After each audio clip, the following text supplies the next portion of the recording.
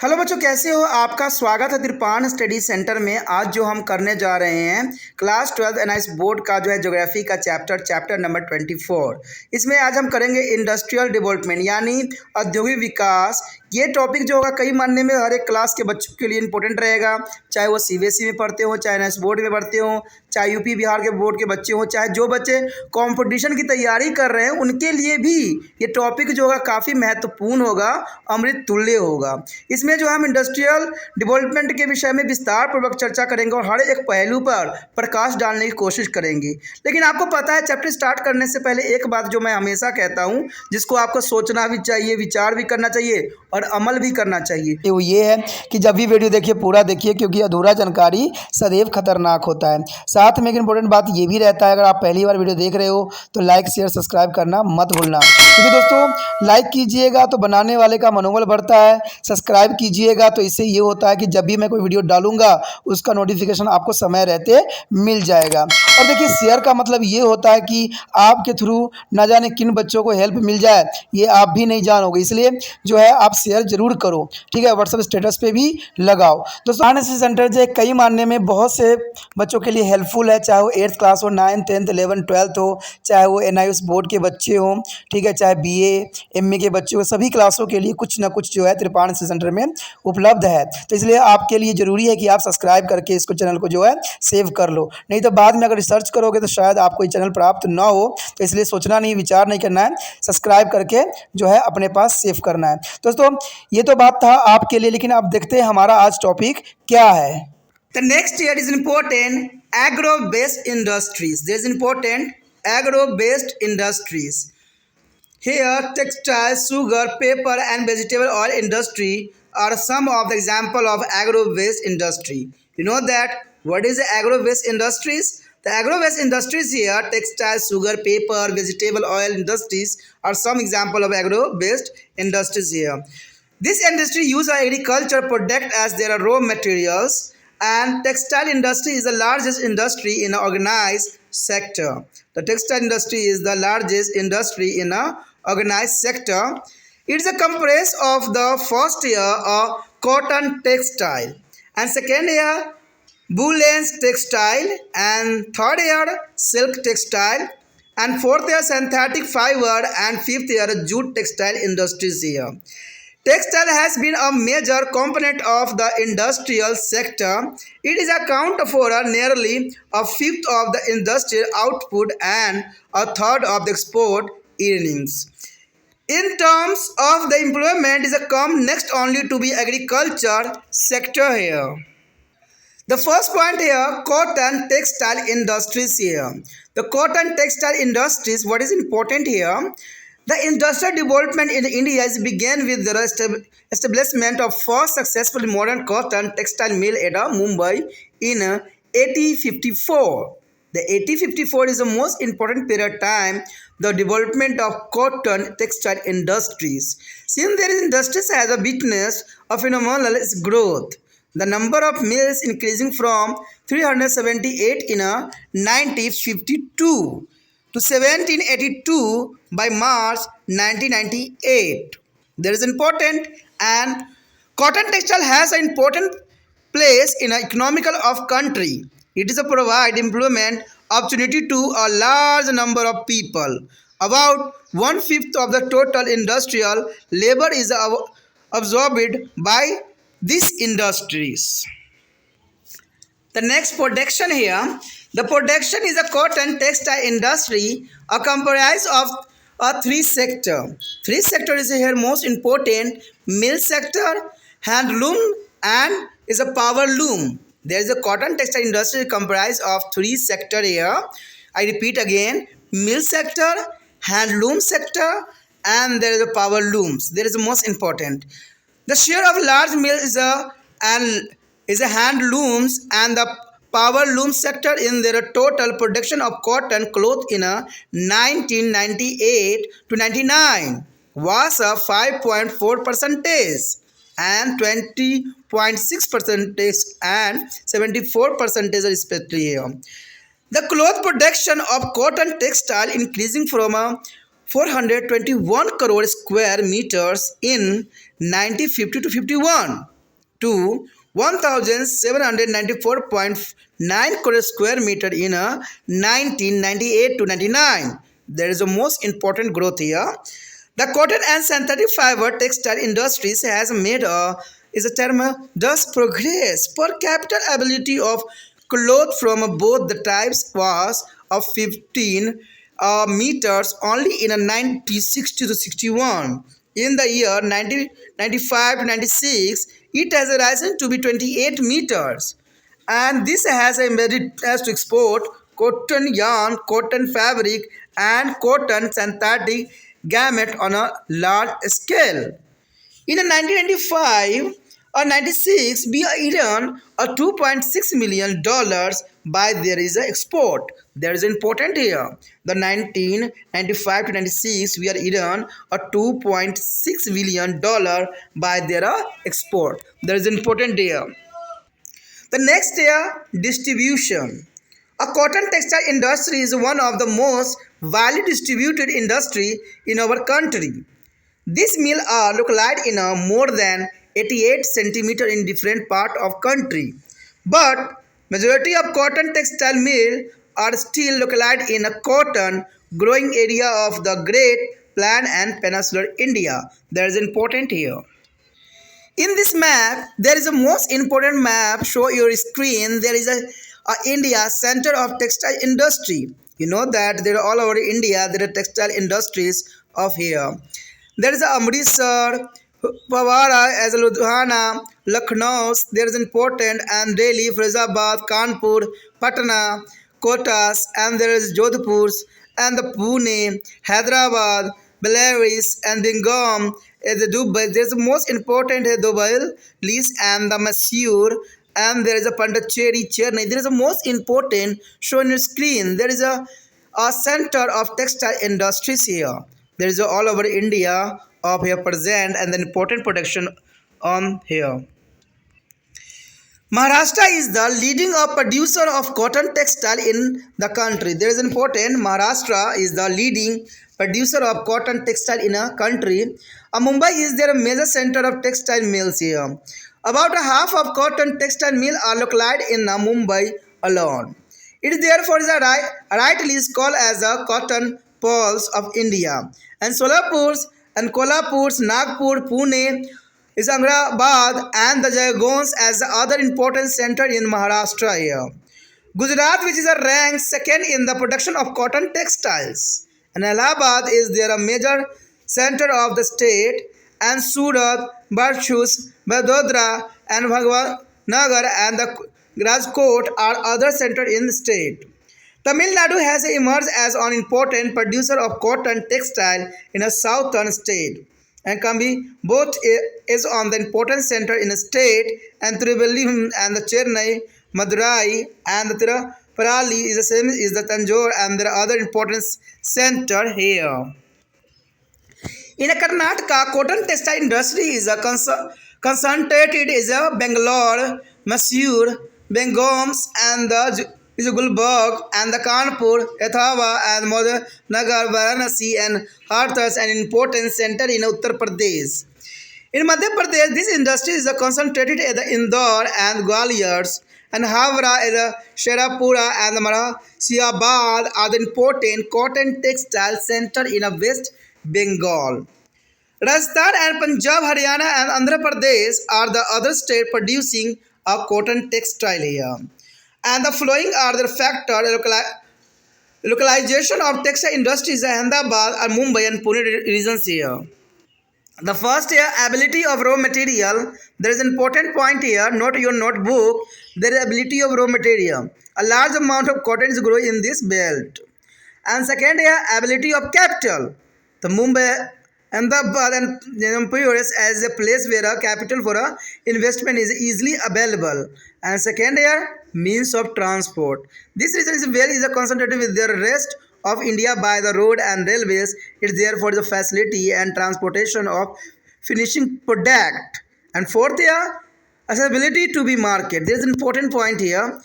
Is the Maharashtra and Gujarat has a large market to be sell a textile product here and developed a means of transportation help in a movement of textile product to be other market center as well as their foreign market. Nowadays, by the market has become a dominant factor is determining the location of cotton textile industry. There is a most important point here, notable point. And the next here is the nearness of ports. There's an important point. The Mumbai is a port, is a facility there import of machineries and good quality of cotton from awarded and export of this finishing product here. And sixth here, cheap labor. There's an important point. Cheap labor, cheap and skilled labor is easily available from their surrounding area. And last point is important, ability of power. Ability of power, cheap and sufficient power easily available here. There is a most important here. यहाँ पर अगर हम बात करें तो कृषि आधारित उद्योग, देखिए कृषि आधारित उद्योग काफ़ी मानने में काफ़ी महत्वपूर्ण रहता है और भारत के लिए बहुत ही महत्वपूर्ण इसलिए भी रहता है क्योंकि भारत जो है कृषि प्रधान देश है और इसलिए कृषि आधारित उद्योग होना एक स्वाभाविक बात बना देती है। तो यहाँ काफ़ी महत्वपूर्ण है कृषि आधारित उद्योग के अंतर्गत कहते हैं वस्त्र, चीनी, कागज एवं वनस्पति तेल इत्यादि जो है इत्यादि कृषि पर आधारित उद्योग आते हैं। यानी इसमें वस्त्र आते हैं, चीनी आते हैं, कागज आते हैं एवं वनस्पति तेल आते हैं जो कृषि आधारित उद्योग के अंतर्गत है। कहते हैं ये उद्योग कृषि उत्पादों को अपने कच्चे माल के रूप में प्रयोग सदैव करते ही रहते हैं जो कि जरूरी है। संगठित उद्योग क्षेत्र में वस्त्र उद्योग सबसे बड़ा उद्योग है। अगर संगठित क्षेत्र की बात करें तो वस्त्र उद्योग जो है काफ़ी महत्वपूर्ण रखता है अपना स्थान, क्योंकि आपको पता है कि वस्त्र का जो है काफ़ी डेवलपमेंट हुई है और ये काफ़ी महत्वपूर्ण भी है। अगर इसके अंतर्गत हम देखें वस्त्र के उद्योग के अंतर्गत तो इसमें सूती वस्त्र आ जाता है, ऊनी वस्त्र आता है, रेशमी वस्त्र आता है, कृत्रिम रेशे वाले वस्त्र आते हैं और जूट उद्योग वाले वस्त्र आते हैं। तो इसको 5 भागों में जो है विभक्त किया गया है जो कि काफ़ी महत्वपूर्ण है और इससे क्वालिटी भी अलग अलग ही होती है। कपड़ा उद्योग जो है क्षेत्र का सबसे बड़ा घटक है, यानी कपड़ा उद्योग जो है औद्योगिक क्षेत्र का सबसे बड़ा घटक के रूप में देखा जा सकता है। कुल उद्योग उत्पादन का जो है 5वां हिस्सा वस्त्र उद्योग उत्पादन का ही है। यानी कुल उद्योग की हम बात करें तो 5वां बड़ा हिस्सा जो है आपको पता होना चाहिए कि ये सिर्फ वस्त्र उद्योग का ही है तथा विदेश मुद्रा अर्जन में इसका 1/3 योगदान है। देखिए कितना महत्वपूर्ण बात को यहाँ दर्शाया गया है कि जो विदेशी मुद्रा हमारे मिलते हैं, हमारे पास आते हैं और जिससे हमारा अर्थव्यवस्था मजबूत होता है उसका 1/3 योगदान सिर्फ जो है ये वस्त्र उद्योग से ही आते हैं और रोजगार उपलब्ध कराने में कृषि उद्योग के बाद इसी का स्थान है। यानी रोजगार में देखा जाए तो सबसे इम्पोर्टेंट जो है कृषि क्षेत्र का है, जहाँ पर सभी मजदूरों को जो है काम बेवकूफ़ी मिल जाता है। और दूसरे नंबर पर बात करें तो जो है ये आपका जो है ये वस्त्र उद्योग वो दूसरे नंबर पर आता है। पहले पर कृषि उद्योग आता है और दूसरे पर वस्त्र उद्योग आता है, जिससे लोगों को रोजगार बहुत ही आसानी से उपलब्ध हो जाता है। कहते हैं कपड़ा सूती उद्योग की बात करें तो सूती कपड़ा उद्योग का जो है हम विस्तार पूर्वक जानेंगे और इस पर जो है हर एक पहलू पर हम विचार करेंगे। तो सबसे पहली बात तो सूती कपड़ा उद्योग के अंतर्गत यही आता है कि भारत में उद्योग विकास का आरंभ आपको पता ही है कि 1854 में मुंबई आधुनिक सूती वस्त्र कारखानों की स्थापना से हुई। अब ये काफ़ी महत्वपूर्ण बात आ जाता है कि भारत में कहते उद्योग का जो शुभ आरंभ हुआ वो सूती कपड़ा उद्योग से ही हुआ। अब भारत में पहला औद्योगिक विकास आरंभ जो हुआ 1854 में मुंबई में लगाई गई पहला सूती कपड़ा वस्त्र उद्योग। तो ये जो है यूपीएससी एग्ज़ाम के अंतर्गत भी क्वेश्चन पूछे जाते हैं। कहते हैं तब से यह उद्योग जो है उत्तरोत्तर वृद्धि को प्राप्त करता ही जा रहा है और वर्ष जो 1952 में इसकी कुल जो है 378 उद्योग इकाई थी, यानी 378 इकाई थी, जो मार्च 1998 में बढ़कर जो है 1998 हो गई। तो देखिए कितना इंपॉर्टेंट बात है, जितनी साल है उतने ही बढ़कर ये हो भी गई, यानी 1998 था। तो ये जो है 1998 में भी हुई, यानी मार्च 1998 की गणना करें तो यहाँ पर 1998 हो गई। काफ़ी महत्वपूर्ण बात यहाँ बताई गई है। भारत की अर्थव्यवस्था में कपड़ा उद्योग का योगदान बहुत ही महत्वपूर्ण स्थान रखता है और यह बहुत बड़ी संख्या में जो है लोगों का रोजगार उपलब्ध भी कराता है। देश के कुल औद्योगिक श्रमिक संख्या जो है 1/5 बड़ा हिस्सा कपड़ा उद्योग क्षेत्र में ही लगा हुआ है। यानी देखा जाए 1/5 हिस्सा सारे के सारे जो मजदूर हैं कपड़ा उद्योग से ही अपना जीविका चला पा रहे हैं। तो पहले तो यही आता है उत्पादन। देखिए सूती कपड़े का सबसे पहले उत्पादन के बारे में हम चर्चा यहाँ करेंगे कि वस्त्र निर्माण उद्योग के 3 क्षेत्र होते हैं। वस्त्र निर्माण उद्योग के 3 क्षेत्र हैं।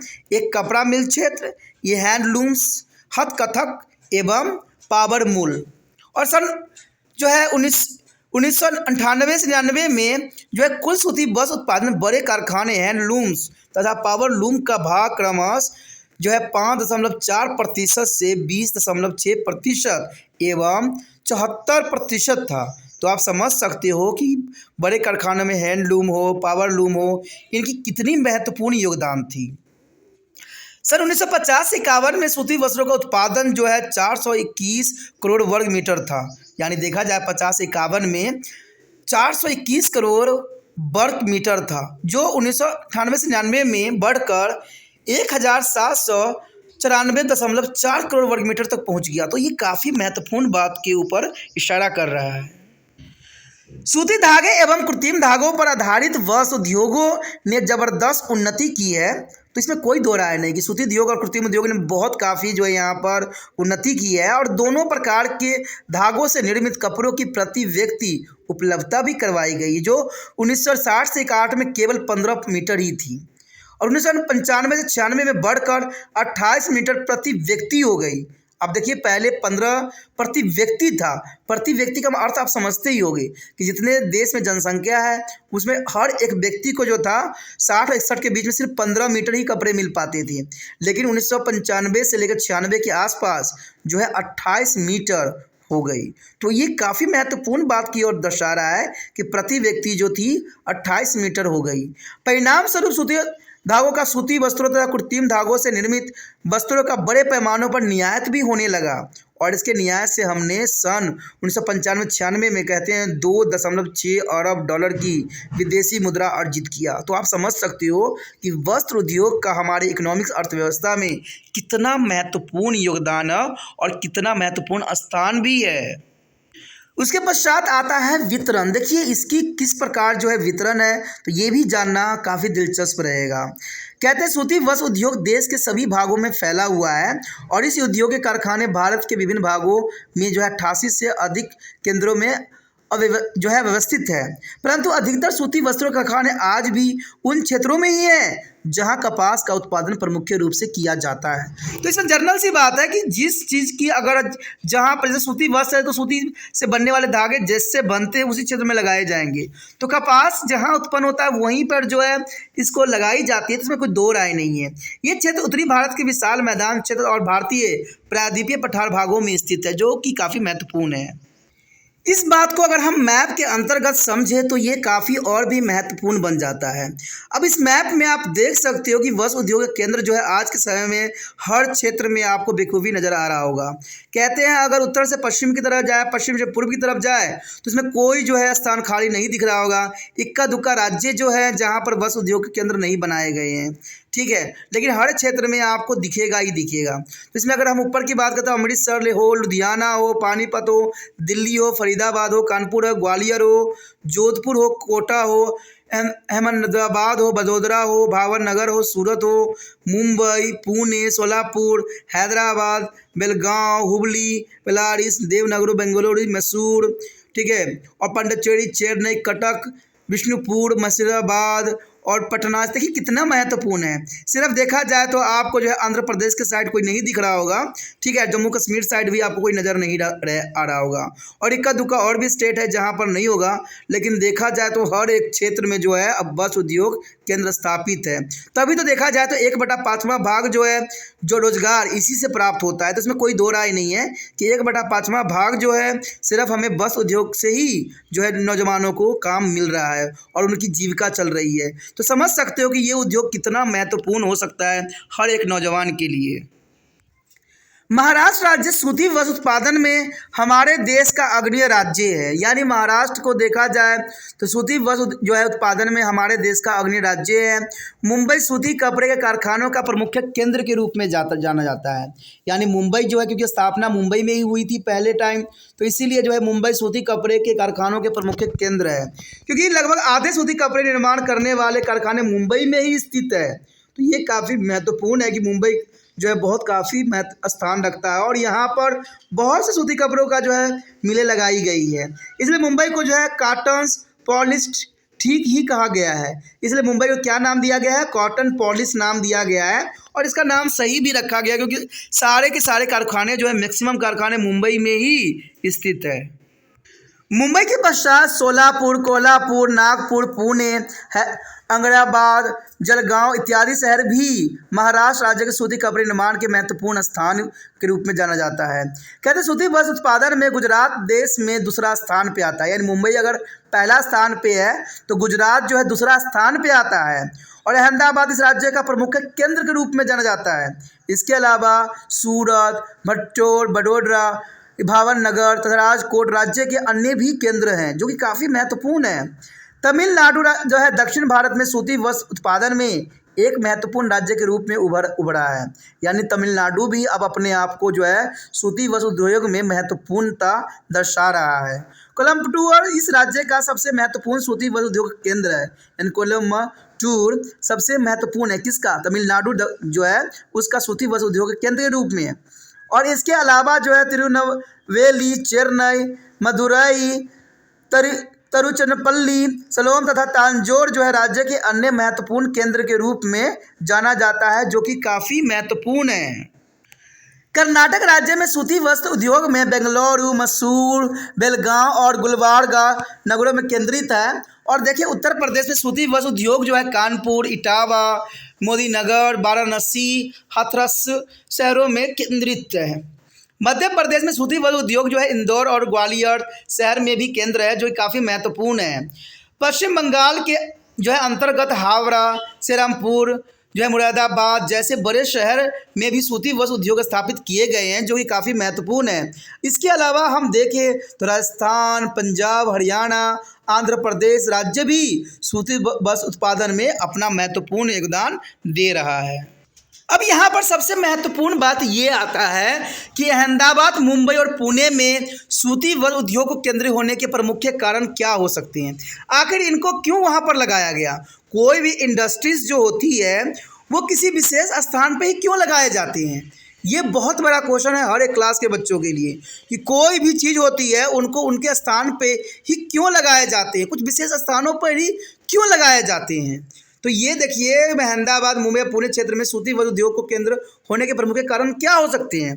तो ये पॉइंट जो मैं बताने जा रहा हूँ हर एक क्वेश्चन का आंसर है, ठीक है, चाहे कोई भी क्वेश्चन आए, ठीक है, क्योंकि जो है गन्ना की खेती किसी विशेष स्थान पर क्यों लगाए जाते हैं, ठीक है, कोई भी जो मिल है वहाँ क्यों लगाए जाते हैं। तो कोई भी फैक्ट्री लगाने के लिए कुछ आदर्श दशाओं की आवश्यकता होती है। तो इसी आदर्श दशाओं के बारे में हम बात करने जा रहे हैं जो कि काफ़ी महत्वपूर्ण है। और ये क्वेश्चन कई रूपों में हो सकता है, कई क्लासों के बच्चों के लिए हो सकता है, तो उसमें कोई दो राय नहीं है कि कोई भी उद्योग के लिए आदर्श चीज़ें दशाएँ क्या होती है।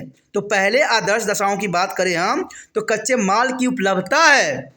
देखिए कच्चा माल जहाँ पर मिलेगा वो उद्योग वहीं पे स्थापित किया जाएगा, ये पहला पॉइंट है। इस क्षेत्र में कपास का उत्पादन काफ़ी मात्रा में किया जाता है, इसलिए जो है यहाँ पर ही ये उपलब्ध है। दूसरी बात है पूंजी की उपलब्धता। पूंजी निवेश के लिए मुंबई, पुणे, अहमदाबाद ऐसे स्थान हैं जहाँ आसानी से उद्योग में पूंजी लगाने की सुविधा उपलब्ध हो जाता है जो कि बहुत काफ़ी ज़रूरी है, ठीक है। उसके बाद तीसरे पॉइंट पे अगर हम बात करें तो परिवहन के साधन। देखिए कोई उद्योग वहाँ पर लगाया जाएगा जहाँ पर परिवहन का ना सुविधा बहुत आसानी से हो जाए। ये नहीं कि वहाँ पर परिवहन का सुविधा ही ना हो, तो वहाँ पर तो लगाना ही संभव नहीं है। इसलिए परिवहन जो है साधन होना अत्यंत महत्वपूर्ण है। यह क्षेत्र देश के अन्य भागों के सड़क और रेल मार्ग द्वारा अच्छी तरह से जुड़ा हुआ हो, ठीक है, अंततः उत्पादित वस्तुओं का परिवहन आसान हो, इसलिए ये आदर्श होते हैं, बहुत ज़रूरी हैं। अगले पॉइंट की बात करें हम तो चौथा पॉइंट ये दर्शाता है कि बाजार की निकटता। कोई भी उद्योग वहाँ लगाया जाता है उसके आसपास अच्छा खासा बाजार हो जिससे कि आधे से अधिक सामान जो है उसी क्षेत्र में खपत हो जाए। तो इससे जो है परिवहन का पैसा भी बच जाता है और सामान की जो है कीमत भी नहीं बढ़ती है, लोग आसानी से खरीद भी लेते हैं। तो बाजार की निकटता चौथी पॉइंट के रूप में है। कहते हैं वस्त्र उत्पादों को बेचने के लिए महाराष्ट्र और गुजरात में बहुत बड़ा जो है बाजार उपलब्ध है। विकसित परिवहन के साधनों द्वारा बस उत्पादनों के देश के अन्य बाजारों एवं विदेशी बाजारों तक भेजने में आसानी रहती है। आजकल सूती बस उद्योग को संकेंद्र के लिए बाजार एक महत्वपूर्ण कारक बन गया है। यानी बाजार को देखा जाए तो बहुत ही महत्वपूर्ण होता है कोई भी फैक्ट्री लगाने के लिए। उसके पश्चात है पंदनियों की निकटता। यानी पंदनियों की निकटता क्या है? कहते हैं मुंबई पतन द्वारा विदेश में मशीनरी तथा अच्छी किस्म की कपास की आयात करने और तैयार माल को निर्यात करने में आसानी रहती है, इसलिए इसको समुद्र उपबंध के किनारे ही स्थापित किया जाता है। यहाँ पतनों का अर्थ होता है समुद्र के निकट, ठीक है। और मुंबई तो आपको पता है कि समुद्रों के निकट ही है, इसलिए यहाँ से जो है विदेशों में आयात करना निर्यात करना बहुत ही सरल हो जाता है। उसके पश्चात आता है 6वां पॉइंट, सस्ते श्रमिक। देखिए कोई भी फैक्ट्री या कोई भी कारखाना वहाँ लगाया जाता है जहाँ पर श्रमिक जो है सस्ते हो, यानी अधिक पैसा वेस्ट करने की आवश्यकता न हो, तो इसलिए ज़रूरी है। कहते हैं सस्ते एवं कुशल श्रमिक आसपास के क्षेत्रों में आसानी से उपलब्ध हो जाते हो, ऐसे ही क्षेत्र में जो है फैक्ट्रियों का निर्माण किया जाता है। उसके बाद 7वां पॉइंट बहुत महत्वपूर्ण रखता है, ऊर्जा की उपलब्धता। यानी वहाँ पर इलेक्ट्रिसिटी भी बहुत आसानी से उपलब्ध हो, यानी यहाँ सस्ती एवं पर्याप्त मात्रा में ऊर्जा आसानी से उपलब्ध हो, तो इस क्षेत्र में एक आदर्श क्षेत्र माना जाता है। तो ये जो 7 पॉइंट थे अत्यंत महत्वपूर्ण थे, क्योंकि कोई भी फैक्ट्री लगाने के लिए, कोई भी जो है कारखाना स्टार्ट करने के लिए ये 7 पॉइंट जो होना अनिवार्य होता है और ज़रूरी भी होता है। अगर ये 7 पॉइंट में से कोई भी पॉइंट अगर मिसिंग होगा तो फैक्ट्री लगाना संभव नहीं रहता है और इससे जो है बहुत बर्डन पड़ जाती है। तो ये आदर्श चीज़ों को जो है ध्यान में रखते हुए कोई भी फैक्ट्री का एस्टेब्लिशमेंट होती है और बनाई जाती है। तो ये बहुत हमने इंपॉर्टेंट बात पे चर्चा किया और ज़रूरी भी था। तो इसी के साथ हमारा ये टॉपिक भी खत्म हो जाता है, जो कि काफ़ी महत्वपूर्ण है। आगे का टॉपिक जो है चीनी उद्योग, तो आप इस तरह बने रहे त्रिपाण स्टडी सेंटर के साथ और चीनी उद्योग जरूर देखिए, उसमें हम हर एक बात पे जो है पहलू पर चर्चा करेंगे। अगर ये आपको वीडियो अच्छा लगा तो लाइक से सब्सक्राइब कीजिए। अगर आप त्रिपाण स्टडी सेंटर का हेल्प करना चाहते हो तो जितना हो सके इस वीडियो को शेयर कीजिए, और शेयर करने के लिए आपको कुछ भी नहीं करना है, यूट्यूब से लिंक को कॉपी करना है और व्हाट्सएप स्टेटस पे लगा देना है। आप व्हाट्सएप स्टेटस पे लगा दीजिएगा, जो भी बच्चे इससे लाभान्वित होना चाहते हैं वो देखेंगे और वो समझ लेंगे हर एक पहलू को, ठीक है। आपने अच्छा कार्य किया, इसलिए त्रिपाण सेंटर अब हमेशा आपको शुक्रिया अदा करता रहेगा, क्योंकि कोई भी देखिए कुछ भी ग्रोथ करने के लिए एक अकेला व्यक्ति कुछ नहीं कर सकता है। जब तक जो है लोगों का साथ नहीं मिलता है कभी भी जो है तिनके से ताज की सफ़र नहीं हो सकती है, ठीक है। अगर पहली बार वीडियो देख रहे थे तो चैनल सब्सक्राइब जरूर कर लीजिए, क्योंकि अगर चैनल को सब्सक्राइब नहीं कीजिएगा तो अच्छे अच्छे वीडियो से अनभिक्त हो जाइएगा। और आपको पता है कि त्रिपाण स्टडी सेंटर जो है 8th से लेकर MA तक के बच्चों के लिए अग्रसर है और ये सारे वीडियो आपको भी दिख रहे होंगे, ठीक है। अगर सब्सक्राइब कर लीजिएगा तो होम पेज मिलेगा, वहाँ पर आपको सभी वीडियो दिखेंगे। साथ में आपके लिए त्रिपाण सेंटर ने प्लेलिस्ट का प्रावधान किया है, जहां पर आपको सारे वीडियो जो है सिलेबस के अंतर्गत, टॉपिक के अंतर्गत, क्लास के अंतर्गत मिल जाएगा और ये आपके लिए बहुत ही आसान रहता है, ठीक है। अगर कुछ कमेंट करना चाहते हैं, कुछ बदलाव चाहते हैं, कुछ गलतियां आपको नज़र आ रही है तो आप कमेंट जरूर कीजिए, क्योंकि कमेंट करने से ही जो है किसी चीज़ को सुधारा जा सकता है।